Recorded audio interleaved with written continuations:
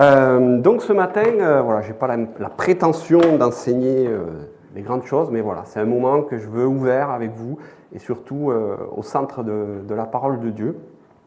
Donc ce qui est important, c'est pas ce que je dis, mais c'est la parole de Dieu, c'est ce que le Seigneur dit. Et voilà, je vous propose de le partager ensemble. Et ce matin, on va parler du royaume de Dieu. Voilà, donc c'est un vaste sujet, n'est-ce pas? Donc, pourquoi le royaume de Dieu? Alors, la notion de royaume de Dieu, en fait, elle est omniprésente dans la Bible et surtout particulièrement dans les évangiles. Donc, on va voir que Jésus parle beaucoup du royaume de Dieu. Et on va voir pourquoi il appuie sur cette notion. Mais qu'est-ce que le royaume de Dieu d'abord? Voilà, on va se poser déjà cette première question. Qu'est-ce que c'est? Qu'est-ce que ça représente? Donc dans l'imaginaire collectif, on peut souvent représenter le royaume de Dieu, par exemple, par une cité céleste, voilà, une cité dans le ciel qui est recouverte d'or, magnifique, etc. Voilà, je vais passer, mais je ne sais pas si la télécommande fonctionne. Je vais voir ça. Alors, voilà. On peut l'imaginer aussi comme un château médiéval, voilà, c'est un château fort, puissant, voilà, qui inspire vraiment quelque chose de fort, de mastoc et de puissant. Sinon, on peut l'imaginer aussi comme un royaume de féerie, de rêve, voilà, comme un célèbre parc d'attractions que tout le monde connaît, pourquoi pas, on peut imaginer le royaume de Dieu comme ça. Ou souvent aussi, on l'imagine comme les portes du paradis, voilà, avec la fameuse grille qui s'ouvre avec Saint-Pierre derrière, qui détient les clés du royaume de Dieu. Voilà, donc ça, c'est tout ce qu'on peut avoir dans notre imaginaire collectif. Mais voilà, j'aimerais un peu vous sonder pour vous, qu'est-ce que c'est le royaume de Dieu? Voilà. Qu'est-ce qui vous vient à l'esprit quand je vous parle du royaume de Dieu? Est-ce que vous avez une idée? Quelqu'un veut prendre la parole? Les anges, ouais, tout à fait, ouais, les anges, ça peut être une idée. Armand? Qui dit royaume dit roi, ouais, des sujets. Tout à fait.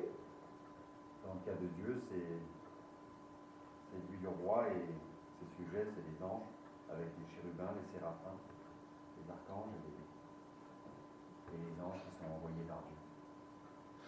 Voilà, oui, c'est tout à fait aussi. Un endroit où il n'y a pas le mal, où tout est beau, tout est bien, il n'y a plus du tout, on ne sait même pas ce que c'est que le mal. Amen, ça c'est super, c'est super. Peut-être par là, une autre idée? Non? Hervé? Plus qu'un lieu, c'est un fait, c'est-à-dire c'est l'influence que Dieu a sur les gens et sur les choses. Voilà. C'est pas une limite d'être dans l'espace, mais ça c'est juste clair. Oui, tout à fait. Non, merci. Bon, alors on voit qu'il y a pas mal d'idées, c'est bien, on va voir par rapport à la parole de Dieu. On ne peut même pas parler de lieu. Un lieu, c'est quelque chose de défini, avec des limites, etc. Ah non, c'est vraiment l'éternité. Voilà, le royaume de Dieu est infini, effectivement, c'est l'éternité. Voilà. Donc ça peut représenter effectivement plusieurs choses. Donc dans un premier temps, voilà, on va s'intéresser à la définition même du mot royaume.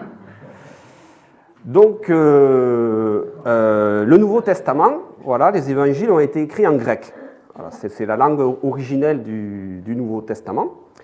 Et en grec, le mot royaume, eh bien, c'est le mot basileia, qui signifie un territoire soumis à l'autorité d'un roi. Donc on a déjà la notion de territoire, mais ça signifie aussi le règne et ça signifie aussi la royauté. Donc en grec, ce mot basileia est utilisé, le même mot est utilisé pour ces trois notions, et il définit donc tout ce qui se rapporte à l'exercice d'un pouvoir et d'une autorité. Voilà. J'ai mis la photo de notre ami Charles là justement pour illustrer cette autorité. Voilà. Donc ce qui est intéressant, c'est que dans le Nouveau Testament, le mot basileia, on le retrouve 152 fois. Donc autant dire que le royaume de Dieu est vraiment relativement important dans les évangiles. Donc je vous propose ce matin de voir ensemble plusieurs thèmes par rapport au royaume de Dieu. Donc, comme je vous ai dit, c'est un sujet qui est assez vaste, donc je vais traiter en deux parties. Et là, vous vous dites, ouf, c'est bien. Donc, on va faire la partie 1 aujourd'hui, voilà, et la partie 2, je la développerai dans un prochain message au mois de juin. Donc, ce matin, je vous propose de voir ces 3 points. Le premier, on va voir ensemble pourquoi l'annonce du royaume de Dieu par Jésus, c'est une nouveauté, vraiment, c'est une véritable nouveauté par rapport à l'Ancien Testament. Ensuite, on va voir pourquoi les Juifs, en fait, ils attendaient un autre type de royauté, un autre type de roi. Ce n'est pas exactement ce qu'ils avaient imaginé quand Jésus est arrivé. Et nous finirons par, voilà, nous verrons vraiment les paroles de Jésus, où vraiment Jésus vient nous révéler le véritable sens de qu'est-ce que c'est le royaume de Dieu.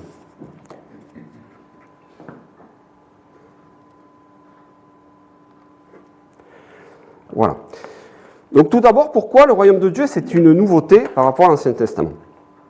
Donc effectivement, quand on lit l'Ancien Testament, on voit que la notion de royaume, elle apparaît surtout pour évoquer celle des rois de l'époque. Hein. Ça parle beaucoup du royaume de Juda, du royaume d'Israël, avec tous ces rois que l'on peut retrouver dans les livres des rois, justement, et les livres des chroniques. Mais c'est aussi, on parle du royaume pour évoquer le royaume de Dieu le Père, le Dieu qui règne sur tout l'univers comme maître absolu. Donc dans l'Ancien Testament, on a cette vision, cette image de Dieu, du Dieu éternel, qui est omnipotent, tout-puissant. C'est le Dieu créateur, suprême, au-dessus de tout, et nul être humain ne peut s'y comparer. Et on voit tout au long de l'Ancien Testament, notamment dans les psaumes, on retrouve cette idée, comme par exemple dans le psaume 103, verset 19, où il est dit « L'Éternel a établi son trône dans le ciel, et son règne domine sur tout l'univers. » Donc là, on voit vraiment la royauté du Père éternel qui est au-dessus de tout. Mais nous allons voir que dans le Nouveau Testament, les paroles de Jésus au sujet du royaume, elles marquent un tournant par rapport à l'Ancien Testament. Ainsi, on va voir que le royaume de Dieu est vraiment présent tout au long du message de Jésus. Juste si on prend l'évangile de Matthieu, il est cité 49 fois. 49 fois, on parle du royaume de Dieu dans l'évangile de Matthieu. Ce qui démontre vraiment l'importance du royaume de Dieu dans la prédication de Jésus.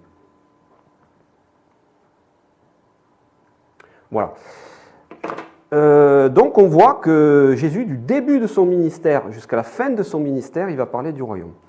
Donc d'abord, au début de son ministère, on peut le voir dans Matthieu 4 au verset 13. Donc il quitta Nazareth, voilà, il commence son ministère, il vint demeurer à Capernaum. Dès ce moment, Jésus commença à prêcher et à dire « Repentez-vous, car le royaume des cieux est proche. » Amen.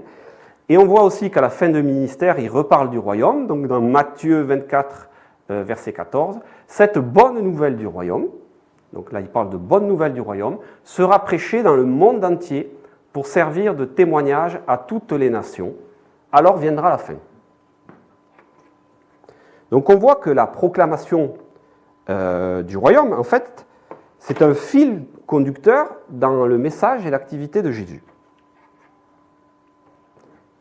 Donc ce qui est intéressant là, de voir au début de son ministère, je trouve, c'est quand Jésus dit le royaume des cieux est proche. Donc ça c'est intéressant, on peut se poser la question de qu'est-ce que ça veut dire.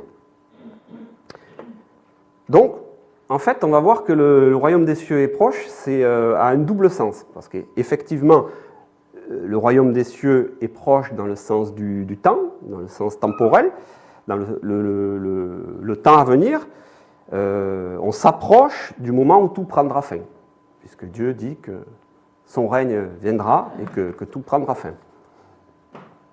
Mais le royaume des cieux est proche signifie aussi que le royaume avec Jésus s'est rapproché de nous, dans le sens de proximité.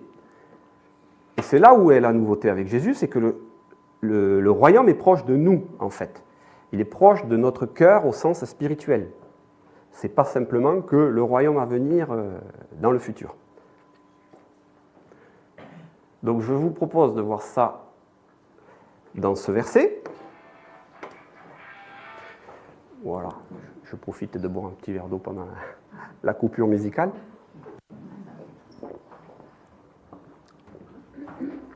Donc, dans Matthieu 4, au verset 23, on voit Jésus parcourait toute la Galilée, enseignant dans les synagogues, prêchant la bonne nouvelle du royaume et guérissant toute maladie et toute infirmité parmi le peuple.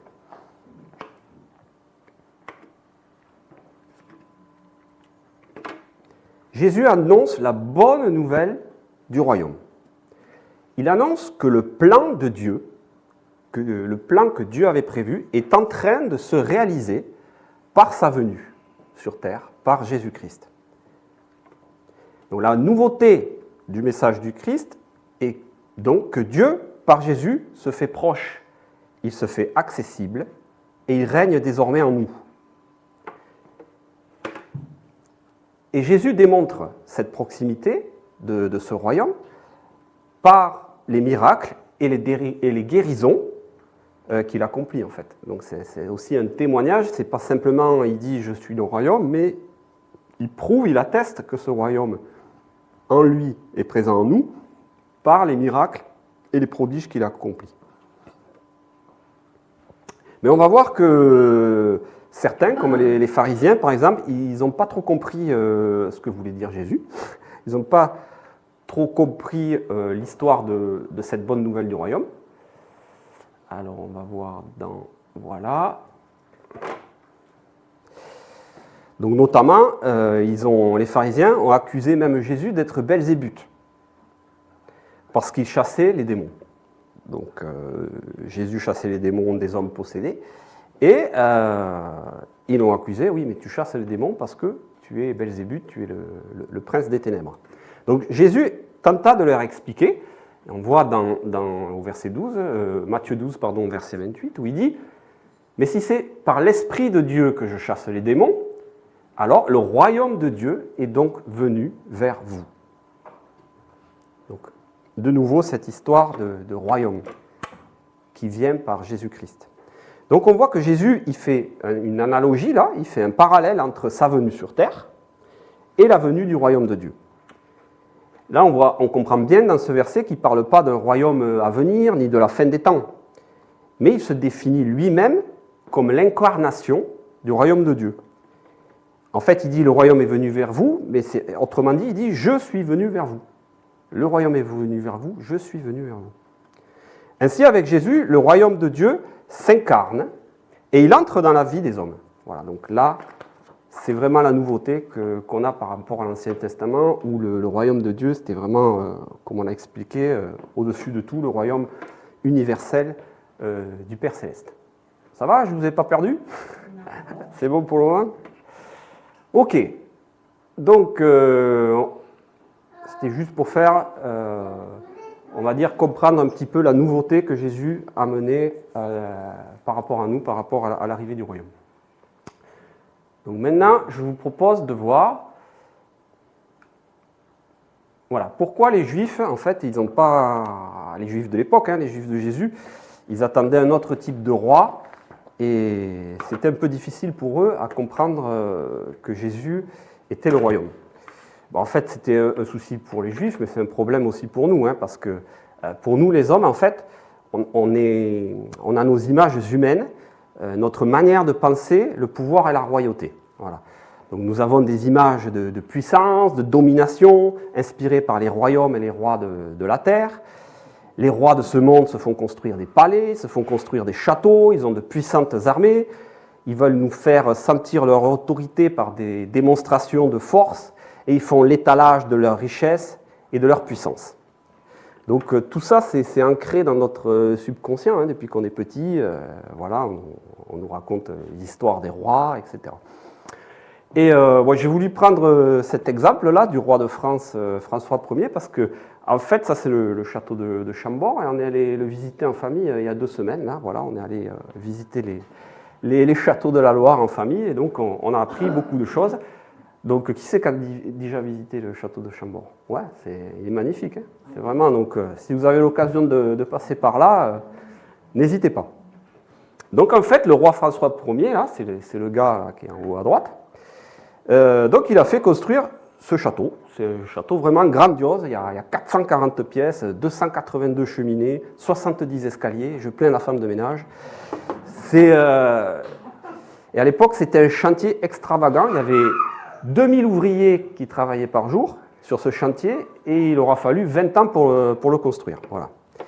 Donc on a visité en famille ce château, on a fait une visite guidée avec un guide. Et là où j'ai été vraiment étonné, c'est quand le guide nous a appris donc que François Ier, le roi, il n'a jamais vécu dans ce château.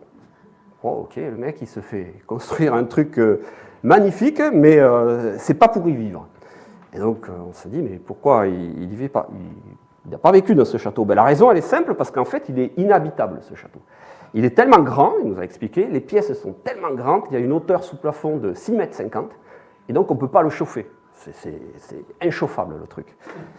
Et en plus de ça, c'est un château qui a été construit à l'époque au milieu des marais. Donc ça veut dire que l'hiver, il faisait très froid, très humide, et l'été, c'était infecté de moustiques. Donc impossible de vivre dans ce château.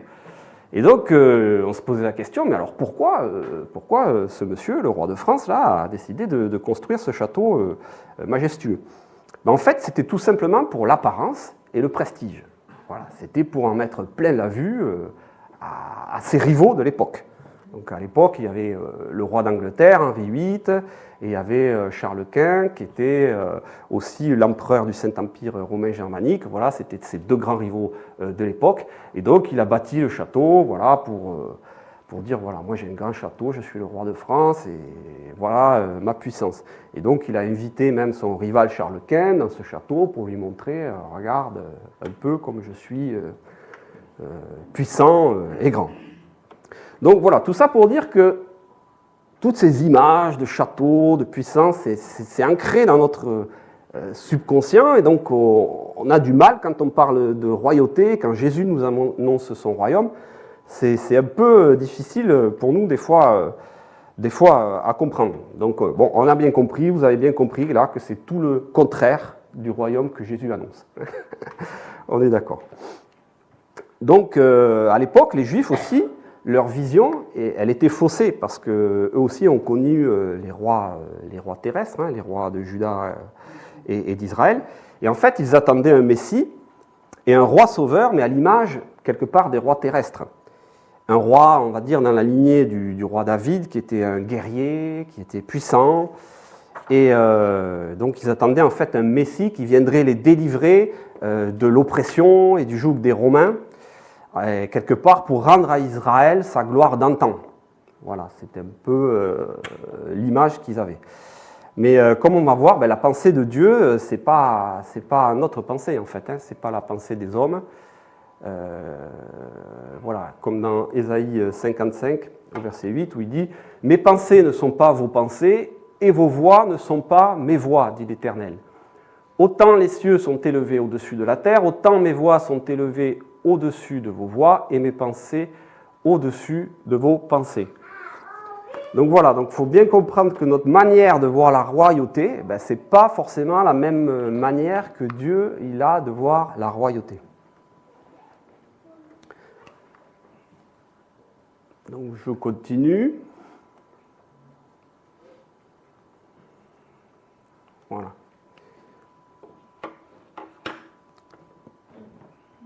Donc parfois aussi, par rapport aux prophéties de Jésus, les Juifs aussi avaient,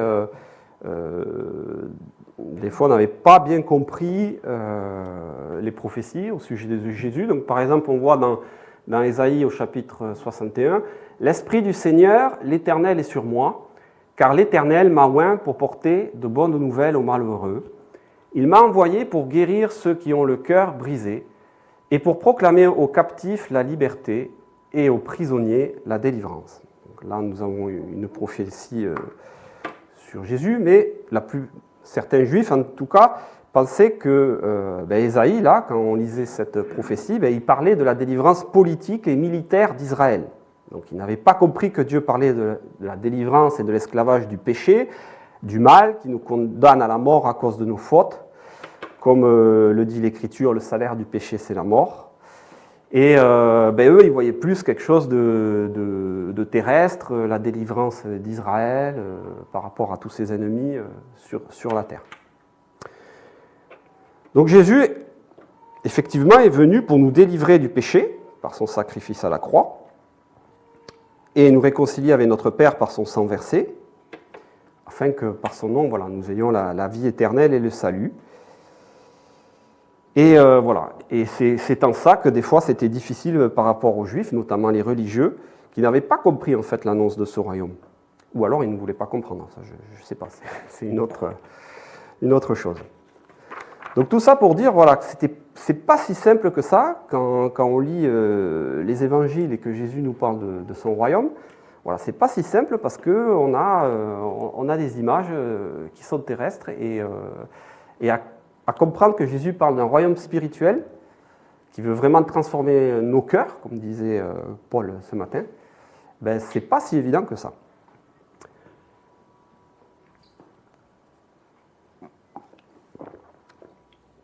Donc on va voir comment Jésus, dans son ministère, ben, il tente de nous expliquer, enfin, comment il explique et qui nous révèle le sens du véritable royaume.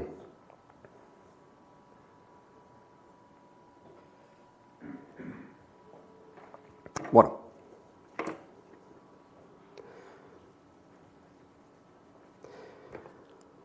Donc nos images humaines de la royauté terrestre, voilà, on a vu, c'est difficile de saisir le véritable sens du royaume de Dieu annoncé par Jésus, et donc c'est pour cette raison, entre autres, que Jésus nous révèle le sens de ce royaume par l'intermédiaire de paraboles. Donc pourquoi il utilise des paraboles? Notamment dans un souci de pédagogie, c'est-à-dire pour vraiment nous faire comprendre les choses d'une autre manière, avec des images concrètes, pour que vraiment on puisse comprendre tout cela. Donc, ces paraboles-là qu'il utilise au sujet du royaume de Dieu, donc tantôt il va comparer le royaume de Dieu à du levain, qui mélangé à la farine va faire monter toute la pâte. Il compare aussi le royaume des dieux à une graine de moutarde, qui est la plus petite des graines, mais qui à la fin devient le plus grand des légumes en faisant un arbre gigantesque. Il va comparer le royaume de Dieu à un homme qui trouve une perle précieuse et donc il va vendre tout ce qu'il possède pour acheter cette perle. Dans la même lignée, il compare aussi le royaume de Dieu à un homme qui trouve un trésor dans un champ et donc il va de la même manière vendre tout ce qu'il possède pour acheter ce champ. Et bien sûr, il compare aussi le royaume de Dieu à la bonne semence, la parabole du semeur, hein, qui est une parabole qu'on connaît tous. Voilà, donc je ne vais pas expliquer ces paraboles parce que ce n'est pas le sujet d'aujourd'hui, mais dans Matthieu 13, voilà, vous pouvez lire déjà, il y a 7 paraboles sur le royaume de Dieu, donc c'est très intéressant à les lire pour vraiment comprendre ce que Jésus veut nous expliquer en fait. Donc toutes ces paraboles sont là pour expliquer le royaume de Dieu, et Jésus essaye de nous expliquer en fait que le royaume de Dieu, c'est la vie de Dieu. Voilà, on peut comparer voilà, le levain qui donne la vie à la farine, au pain, la bonne semence, c'est l'image aussi de la vie de Dieu, la graine qui grandit, voilà, c'est la vie de Dieu. Et aussi, il essaye de nous expliquer que avec ces images, que en fait c'est aussi un trésor. Hein. Le royaume de Dieu, c'est un trésor, bien sûr un trésor d'amour. Hein. On n'est pas sur des pièces d'or, d'argent ou des bitcoins ou des actions, mais on est vraiment sur un trésor d'amour avec le Seigneur. Hein. Voilà. Les paraboles aussi vont permettre de faire le tri. Donc voilà, ça permet aussi de faire le tri entre ceux qui vont chercher à comprendre ce que c'est le royaume de Dieu, la véritable signification du royaume de Dieu, et les autres, tout à fait. Donc, par ces paraboles, Jésus va nous expliquer le véritable sens de son royaume. Donc, je vais juste prendre un verset pour illustrer. Dans Matthieu 13, verset 38, voilà. Ah oui, donc ça c'est c'est les disciples, pareil, qui se posaient la question pourquoi Jésus utilisait des paraboles. Donc les disciples demandent à Jésus, pourquoi leur parles-tu en paraboles? Et Jésus leur répondit, parce qu'il vous a été donné de connaître les mystères du royaume des cieux, et que cela ne leur a pas été donné. Voilà.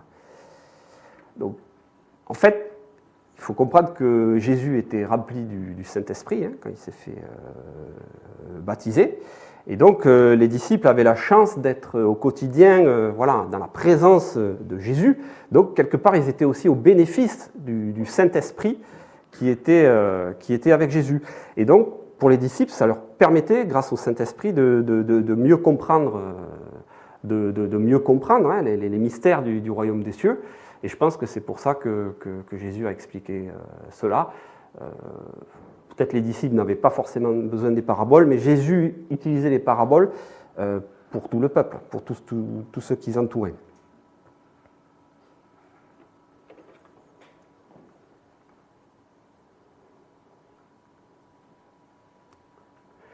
Voilà. Donc je vais prendre juste un exemple de parabole dans Matthieu 13 au verset 37. Donc celui qui sème la bonne semence, c'est le Fils de l'homme. Donc c'est Jésus qui sème la bonne semence. Le champ, c'est le monde. La bonne semence, ce sont les fils du royaume. L'ivraie, ce sont les fils du malin.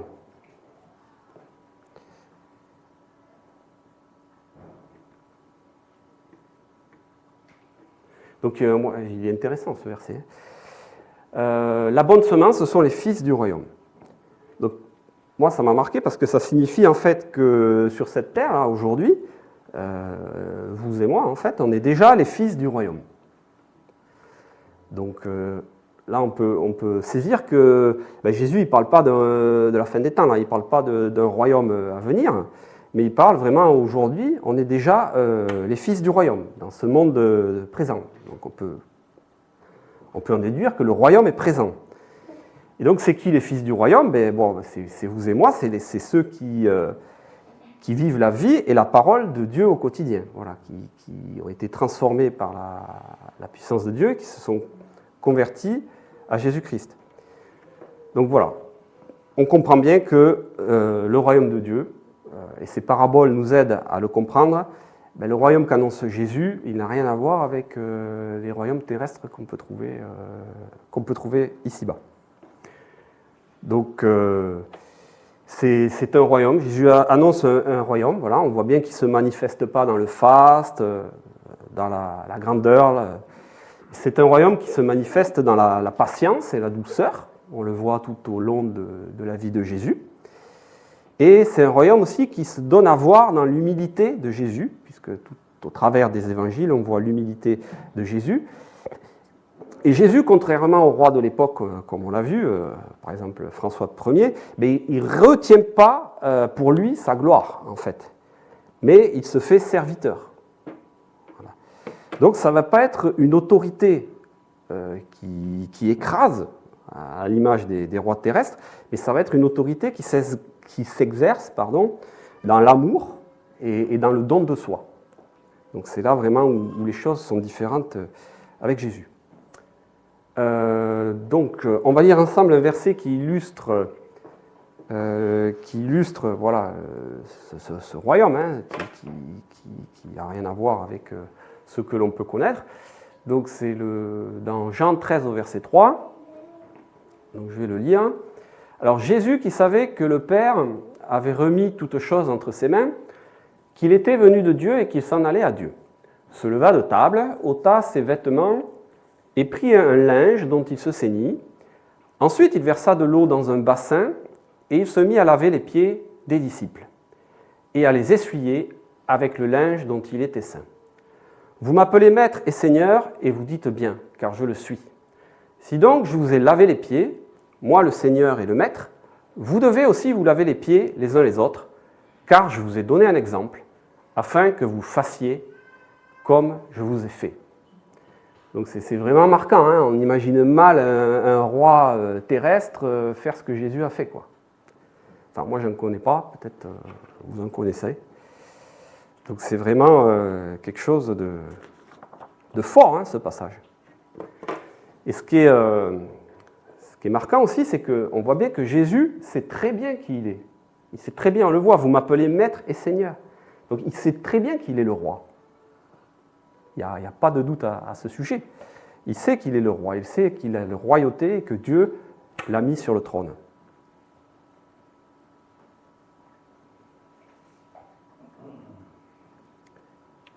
Mais on voit bien dans ce passage combien c'est un roi serviteur et c'est un roi humble. Il est venu pour servir, non pour se faire servir. On l'a chanté ce matin aussi dans un chant avec Hervé. On voit cette humilité tout au long de sa vie. On voit au travers de sa naissance. Hein, il n'est pas né dans un grand palais, il est né dans une étable. On voit aussi quand il est rentré dans Jérusalem, il n'est pas arrivé avec faste et orgueil, monté sur un cheval avec une puissante armée. Il est entré sur un ânon. Et cela contraste bien avec la vision de la royauté que l'on peut avoir.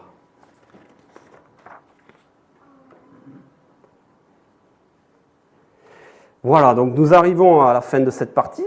J'espère que vous avez bien saisi les deux antagonismes entre le royaume qu'annonce Jésus et la royauté que l'on peut connaître au sens terrestre.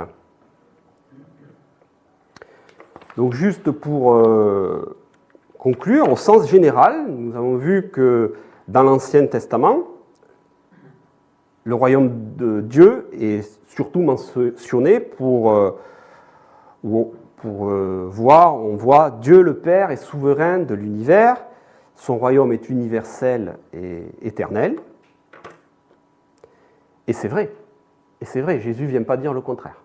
C'est tout à fait vrai, Dieu est au-dessus de tout et il est roi. Mais en fait, Jésus, il amène une nouvelle dimension à ce royaume. Il vient, comme on l'a vu, amener une dimension qui est en fait, non seulement, oui, il y a le règne de Dieu, qui est au-delà de tout, mais il amène une dimension où c'est un règne, un royaume spirituel. Un royaume qui existe dans nos cœurs et dans la vie de tous ceux qui se soumettent donc à l'autorité de Jésus. Et comme on l'a vu, ce n'est pas une autorité qui exerce, qui écrase, je veux dire, mais c'est une autorité qui s'exerce dans l'amour. Et le plus beau dans tout ça, comme on l'a vu, c'est que Jésus nous appelle les fils du royaume. C'est quand même un titre merveilleux. Donc je conclurai donc par ce verset qui est je trouve, très fort, hein, qui est aussi une prophétie de Jésus, qu'on peut voir dans Zacharie, chapitre 9, au verset 9. « Pousse des cris de joie, fille de Jérusalem, voici ton roi vient à toi. Il est juste et victorieux, il est humble et monté sur un âne. » Donc ça résume vraiment parfaitement le roi merveilleux que nous avons. Donc il est roi, ça c'est sûr, mais c'est un roi juste, c'est un roi victorieux et c'est un roi humble. Donc voilà, c'est ce royaume, c'est ce roi auquel nous sommes tous bénéficiaires. Donc c'est vraiment merveilleux. Donc nous verrons dans une deuxième partie, voilà, vous serez obligés de revenir, hein, désolé, tant pis pour vous. Dans la prochaine fois, nous verrons comment le royaume de Dieu qu'annonce Jésus, on verra plus précisément comment il va renverser les valeurs de la société de l'époque. Hein, on le sait, hein, Jésus, il est assez cash, hein, et souvent c'est un peu difficile, hein, mais on voit qu'il bouleverse un peu les mentalités de la société de l'époque. Et le plus important, comment en fait nous, en tant que fils du royaume, nous pouvons déjà premièrement recevoir ce royaume et le manifester dans notre vie de tous les jours. Voilà. Donc je vous propose de prier pour conclure. Seigneur, je te remercie pour ta grâce, parce que nous avons vraiment un roi merveilleux, un roi extraordinaire, un roi, oui, qui est tout puissant, qui est majestueux, qui est au-dessus de tout, mais en même temps un roi d'amour, un roi doux, un roi humble, qui s'est fait chair en la personne de Jésus-Christ sur cette terre, Seigneur. Des fois, ce n'est pas facile pour nous de comprendre et je te prie vraiment que le Saint-Esprit nous éclaire. Et vraiment, je te prie aussi que ton Saint-Esprit nous transforme, Seigneur, à ton image, afin que nous soyons les vrais fils du royaume, Seigneur, que nous ayons les vrais attributs de la royauté que tu nous as enseigné, ce royaume d'amour, de don de soi, ce royaume où on ne garde pas la gloire pour nous-mêmes, où on cherche notre propre intérêt, mais toi tu es le roi serviteur qui a tout donné pour nous, Seigneur Jésus. Et je te remercie de nous aider chaque jour à être transformés davantage à ta gloire, Seigneur Jésus. Sois glorifié ce matin. Amen. Amen.